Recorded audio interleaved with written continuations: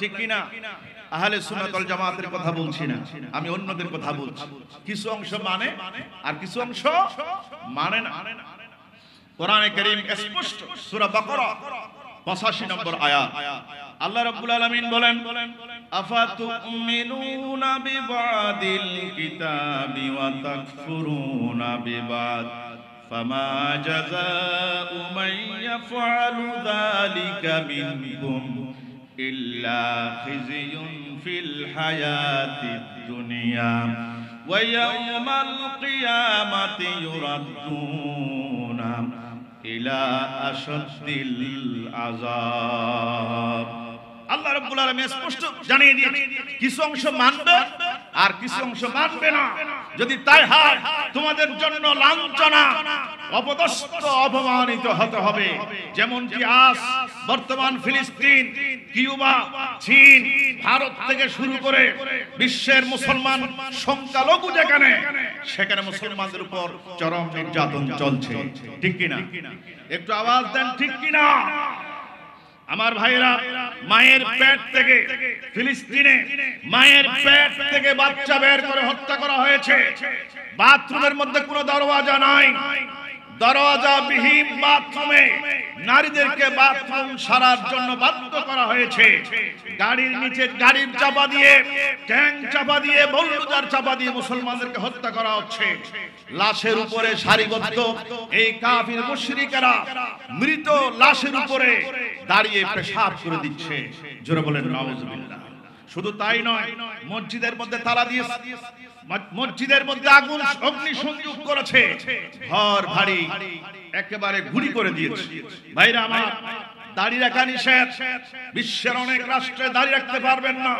পার্শ্ববর্তী রাষ্ট্র ভারত, সেই ভারতের নরপশুরা মুসলমানদেরকে দাড়ি টেনে হিচড়ে টুকরো টুকরো করা হচ্ছে, মুসলমানদেরকে নাজেহাল করা হচ্ছে এবং হিজাব পরা নিষিদ্ধ করা হচ্ছে। কোরআনে কারীমের তালিম, কোরআন শিক্ষাকে নিষিদ্ধ করা হচ্ছে। জোরে বলেন নাউজুবিল্লাহ। চীনের উইগুরে শূকরের মাংস, কুকুরের মাংস খেতে বাধ্য করা হচ্ছে। ভাইরা আমার, কয়েকদিন আগে মিডিয়ার মধ্যে দেখলাম মুসলমানকে জোর করে শ্রীরাম বলতে বাধ্য করা হচ্ছে। এই ব্যাপারে আমরা আহলে সুন্নাত ওয়াল জামাত দাবি করি, জাতিসংঘ, ওআইসি, নেটো, সার্ক, আরব লীগ থেকে শুরু করে আন্তর্জাতিক যত সংগঠন আছে নীরব দর্শকের ভূমিকা পালন করেছে। সুতরাং এই জাতিসংঘকে লাথি দিয়ে সারা পৃথিবীর আহলে সুন্নাত ওয়াল জামাত ঐক্যবদ্ধ হয়ে মুসলিম জাতিসংঘ গঠন করা সময়ের দাবি। ঠিক কিনা জোরে বলে ভাইরা আমার। এরপর আমার দেশ সম্পর্কে আমি একটা কথা বলতে চাই। 95% মুসলমানের দেশ। যেই সংসদের এক একটা মিনিট 2.5 লক্ষ টাকা খরচ হয়, সেই সংসদের মধ্যে গায়কের স্থান পেয়েছে গায়ক, গায়িকা, নায়ক, নায়িকা, ক্রিকেটার, ফুটবলার, চোর, ডাকাত, শিক্ষিত, অশিক্ষিত সবার স্থান হয়েছে। আহলে সুন্নাত ওয়াল জামাতের উলামায়ে কেরামের স্থান হয় নাই। ঠিক কিনা? আর জোরে বলেন ঠিক কিনা?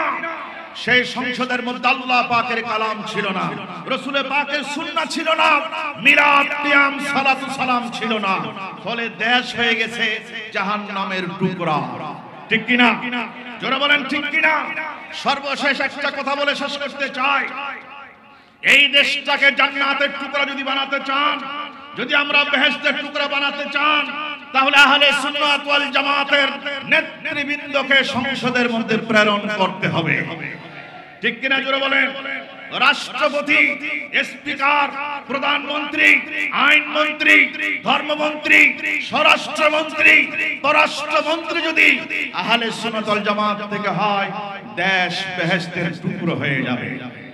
জোরে বলেন ঠিক কিনা? সেদিন বাংলাদেশের সংসদে যেদিন আহলে সুন্নাত এর নেতৃবৃন্দ প্রবেশ করবে, পরে আল্লামা শহীদ নুরুল ইসলাম ফারুকীর বিচার শুরু হয়ে যাবে। একমত আছে? রাজি আছে? শুরু হবে লিয়াকত হারিমের বিচার। ইয়া রাসূলুল্লাহর স্লোগান সারা বাংলাদেশ ইয়া রাসূলুল্লাহ স্লোগানে প্রকম্পিত হয়ে যাবে। ঠিক কিনা জোরে বলেন? ভণ্ড পীর, ভণ্ড মুফাসসিরদেরকে গ্রেফতার করা হবে। গতকাল আল্লামা শফিউর রহমান নিজামী হুজুর চ্যালেঞ্জ করেছেন, হুজুর বলেছেন উনি তো আমাদের মাতার সরতাজ, আমাদের তাজ।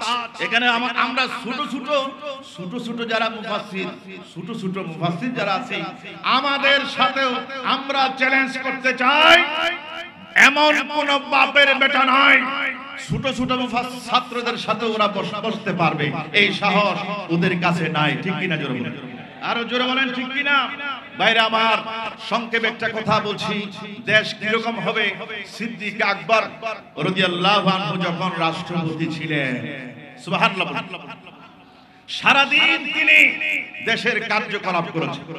বাড়িতে যখন পৌঁছলেন তখন হযরত আবু বকর সিদ্দিকের স্ত্রী হযরত আবু বকর সিদ্দিককে শরীর একেবারে আরব দেশের সবচেয়ে দামি খাবার তিনি সামনে দিলেন। সিদ্দিক আকবর বললেন, এই খাবার কোথা থেকে এসেছে? এই খাবার কোথা থেকে? আরবের সবচেয়ে দামি খাবার। আমরা তো গরিব মানুষ। দেখেন, একজন রাষ্ট্রপতি বলতেছে, দেশের একজন রাজা বলতেছে, প্রেসিডেন্ট বলতেছেন যে আমি তো গরিব মানুষ, এই শরীর কোথা থেকে আসছে? স্ত্রী বলছে, প্রাণের স্বামী হে সিদ্দিক আকবর, আপনি সরকারের পক্ষ থেকে সামান্য পরিমাণ যে অনারি পান, মাসে মাসে যে সম্মানী পান, সেই সম্মানী থেকে আমি কিঞ্চিত পরিমাণ জমা করেছি। জমা করতে করতে এই পরিমাণ হয়েছে, সেই টাকা দিয়ে আজকে আমি আরবের সবচেয়ে দামি খাবার পাকিয়েছি। জোরে বলেন সুবহানাল্লাহ। সিদ্দিক আকবর মজা করে খাইলেন। এরপরে মন্ত্রী পরিষদকে তিনি জরুরি মিটিং দিলেন আর বললেন, ভাইরা আমার, আপনারা আমাকে সরকারের পক্ষ থেকে যে বেতন দেওয়া হয়, এতটুকুন বেতন আমার লাগবে না, এতটুকুন বেতন লাগবে না, আরো কম দিলেও আমার পরিবার চলবে।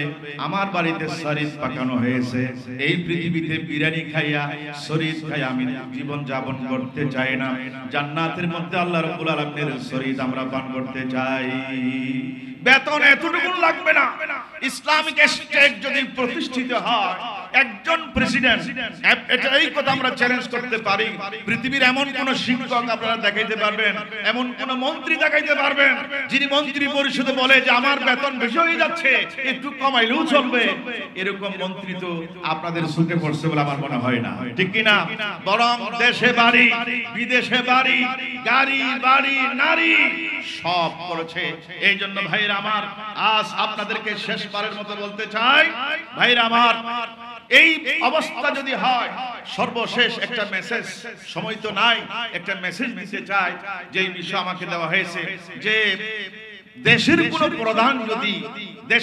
প্রধান যদি প্রজাদের উপরে জুলুম করে, প্রজাদের উপরে কি করে? জুলুম, অত্যাচার করে, মানুষ হত্যা করে, জেল জরিমানা করে, আল্লাহ রাব্বুল আলামিন আযাব গজব দিয়ে লাঞ্ছনা করেন, তাকে লাঞ্ছিত করেন, অপদস্থিত করেন। ঠিক কিনা? তাকে অপদস্থ করেন, তাকে লাঞ্ছিত করেন। এটি হচ্ছে ইতিহাস। ঠিক কিনা? জোরে বলেন ঠিক কিনা?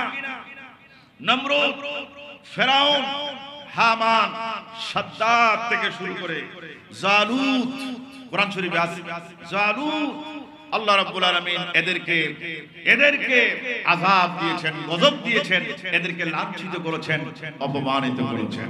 এখান থেকে আমাদেরকে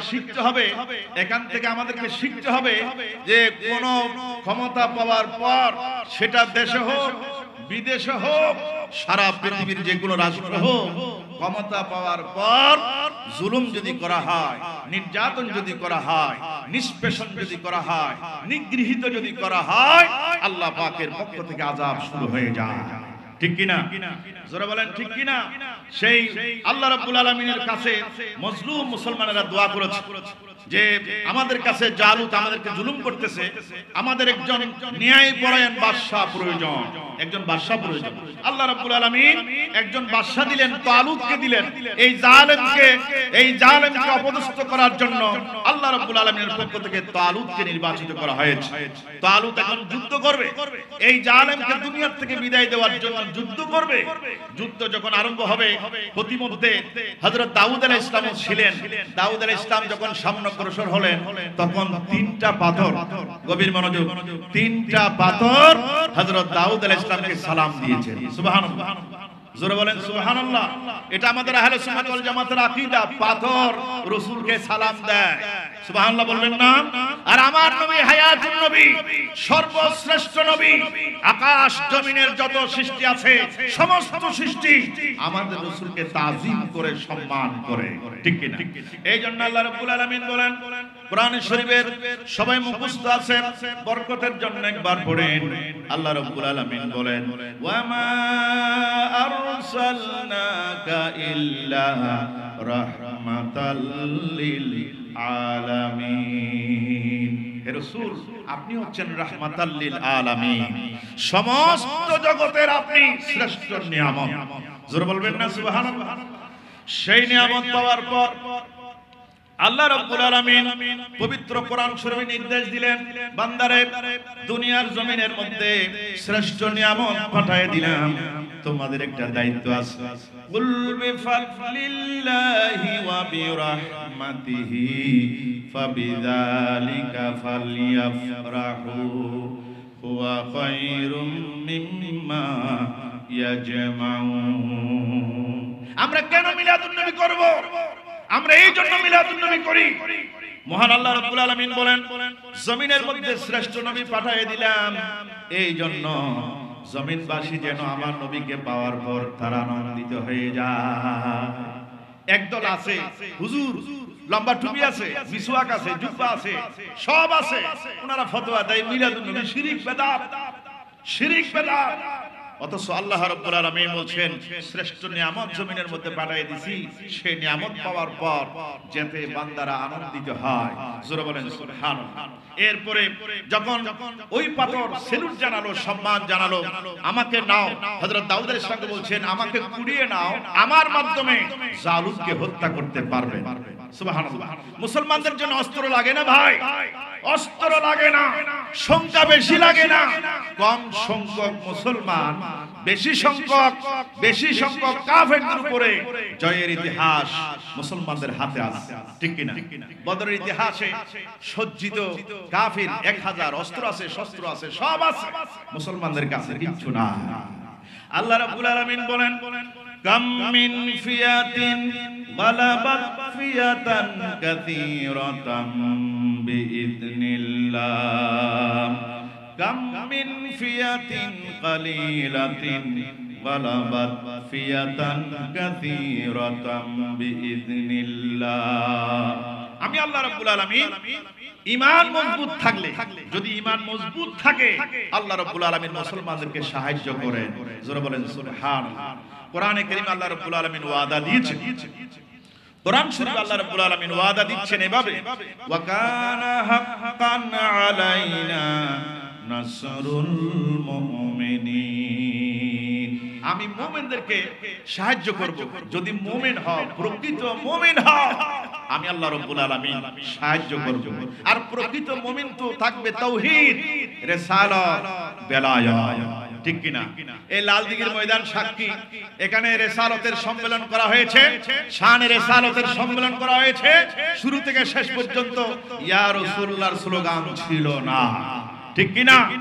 বরং বলা হয়েছে ইয়া রাসূলুল্লাহ ফালতু স্লোগান, ভুল তাফসীর করা হয়েছে।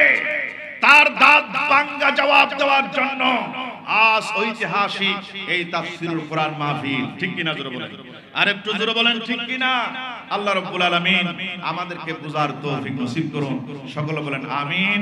আসসালামু আলাইকুম ওয়া রাহমাতুল্লাহি ওয়া বারাকাতুহু।